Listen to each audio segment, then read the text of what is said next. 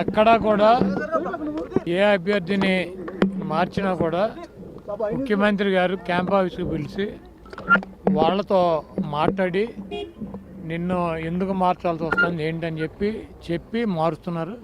ఇవన్నీ కూడా పార్సార్ని మారుస్తారు, నానిని మారుస్తారు, ఇంకోళ్ళని మారుస్తారు అన్నది ఇవన్నీ కూడా ప్రచారం తప్పించి వాస్తవం కాదు. ఎక్కడ కూడా ముఖ్యమంత్రి గారు ఎవరితోనూ కూడా మాట్లాడకుండా అభ్యర్థులను మార్చేటువంటి పరిస్థితి లేదు. ఆయన ముందే పిలిచి ఈ పరిస్థితుల్లో నిన్ను మారుస్తున్నాం అని చెప్పి, లేకపోతే ఈ పరిస్థితుల్లో నిన్ను వేరే చోట పోటీ పెడుతున్నానని చెప్పి ఆయన చెప్తున్నారు. ఇవన్నీ కూడా ఊహాగానాలు, ఇవన్నీ కూడా నమ్మొద్దు అని చెప్పి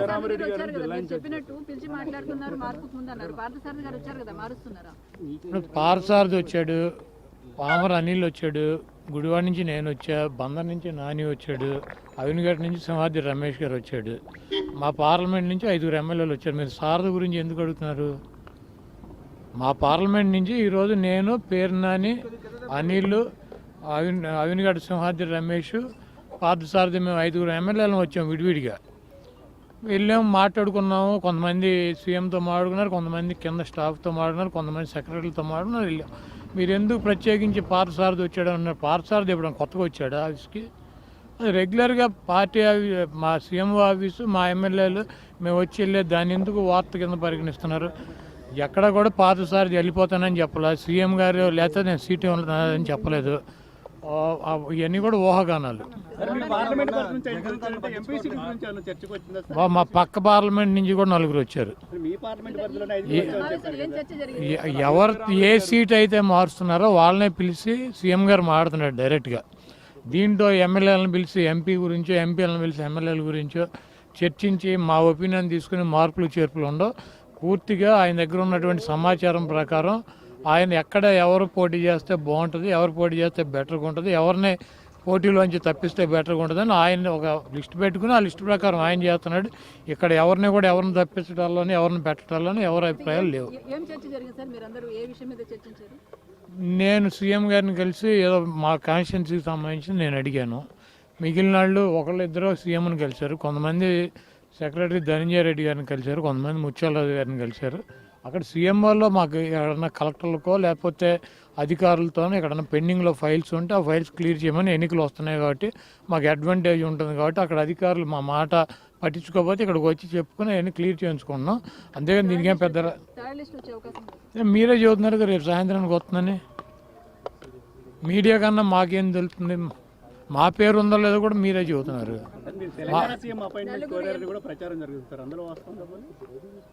ఇక్కడ ఉన్న ఒక స్టేట్లో మా సీఎం గారు ఈ మా పనులే మాకు సాగట్లేదు. మళ్ళీ పక్క రాష్ట్రం వెళ్ళి పక్క రాష్ట్ర సీఎం, కర్ణాటక సీఎం అపాయింట్మెంట్ తీసుకుని నేనేం చేయను.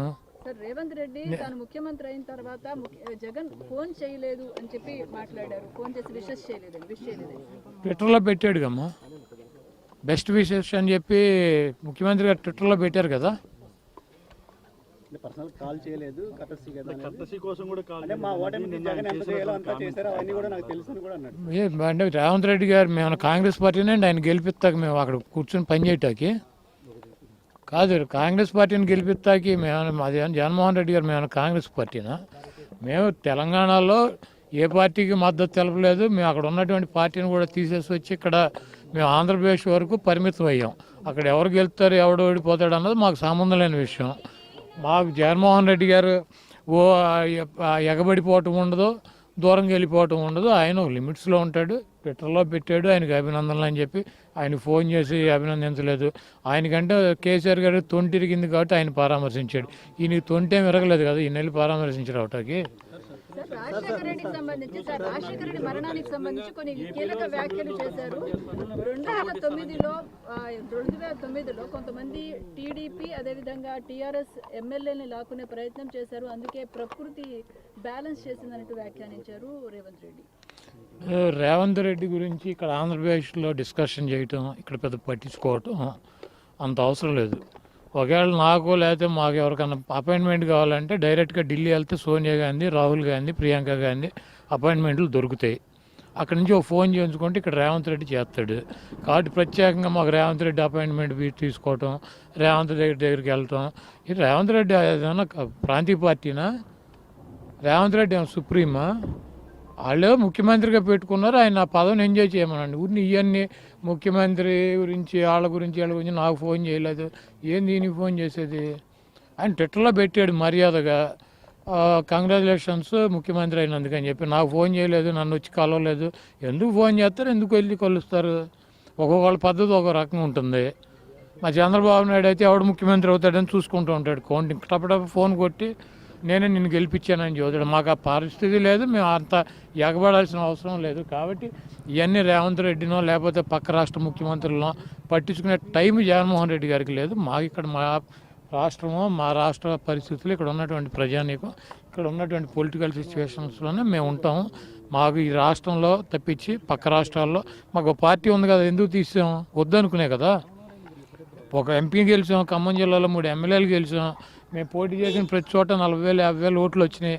అయినా కూడా వద్దనుకుని మేము ఇక్కడికి ఎందుకు వచ్చాం? మాకు అవసరం లేదనే కదా పక్క రాష్ట్ర రాజకీయాల్లో. మళ్ళీ ఇప్పుడు ఏదో ఇవన్నీ కూడా ఏపీఎన్ రాధాకృష్ణ పని పాట లేకుండా అక్కడ ఒక సొల్లు ఎకిలి పురాణం అని ఒకటి పెట్టి ఆ ఎకిలి ప్రోగ్రాంలో పెట్టే కార్యక్రమం ఇవన్నీ పెద్ద మాట్లాడకూడదు. షర్మిల గారికి ఏపీలో పూర్తి సపోర్ట్ అందిస్తాను. ఏపీలో షర్మిల గారికి పూర్తిగా సపోర్ట్ అందిస్తాను. ఎవరు? రేవంత్ రెడ్డి రేపు వచ్చేయండి. లేకపోతే ఆయన్ని వచ్చి ఇక్కడ ప్రెసిడెంట్ అవ్వమనండి. రేవంత్ రెడ్డి సపోర్ట్ అందిస్తాం కాదు. లేకపోతే అక్కడికి ముఖ్యమంత్రి పదవి రిజైన్ చేసి ఇక్కడికి వచ్చి Andhra Pradesh working press Congress party president అవ్వమనండి. ఇప్పుడు వాళ్ళ పార్టీకి వాళ్ళు అందించుకోక ఎవడికి అందిస్తాడు? ఆయన చంద్రబాబు నాయుడిని గెలిపించాలంటే షర్మిల గారికి అందించాల్సిందే కదా, తప్పదు కదా.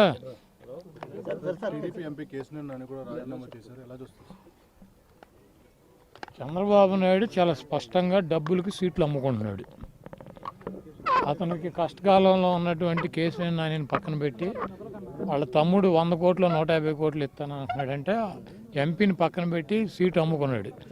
అతను మా గుడివాడ క్యాండిడేట్, ఇద్దరు పార్ట్నర్స్, ఇద్దరు చెరువు 100 ఖర్చు పెడుతున్నారు. ఆ సీట్లు 2 అమ్మేశాడు. చంద్రబాబు నాయుడు డబ్బులకి రాజ్యసభ సభ్యులు అమ్ముకున్నాడు, ఎమ్మెల్సీలు అమ్ముకున్నాడు, ఎమ్మెల్యే టికెట్లు అమ్ముకుంటాడు. ఆడు చంద్రబాబు అనేవాడు 420 ఎన్టీఆర్ఆర్ పెట్టినటువంటి పార్టీలో పందికొక్కులాగా చేరి డబ్బులు నిన్న అక్కడ మీటింగ్లో చెబుతున్నాడు, మీరందరూ నేను 45 ఒక్కొక్కళ్ళకి పిల్లలకి 15,000 ఇస్తాను సంవత్సరానికి, మీరు 4-5 పిల్లల్ని కనమని చెప్పి. ఆ 15,000 నీ పప్పు గడికి ఆడితో కనిపించవు 4-5.